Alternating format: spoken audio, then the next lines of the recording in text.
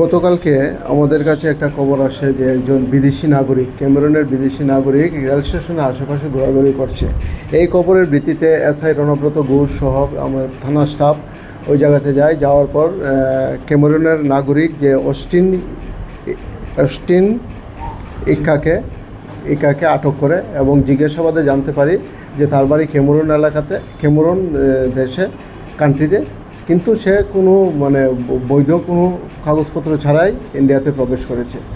এবং আজকে তার বিরুদ্ধে গতকালকে তার বিরুদ্ধে আমরা একটা স্পেসিফিক মামলা নিয়েছি, যার নাম্বার হলো 26/2024 আন্ডার সেকশন 60 ক্লজ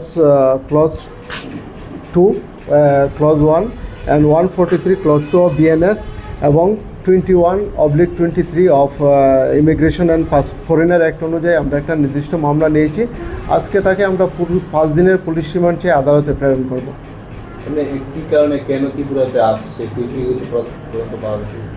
এখনও আমাদের ইন্টারোগেশন চলছে। এখনও পর্যন্ত আমরা এটা কিছু বলিনি কী ব্যাপারে সে ত্রিপুরাতে এসেছে। এই বিষয়টা আমরা রিমান্ডে এনে জিজ্ঞাসাবাদে পরবর্তী সময় জানতে পারব। কোথায় যাচ্ছিলেন সে অ্যাকচুয়ালি আগরতলা রেল স্টেশনের উদ্দেশ্যে এখানে এসেছে। কোথায় যাবে সেও এই বিষয়টাও সে পরিষ্কার করে আমাদেরকে কিছু বলেনি।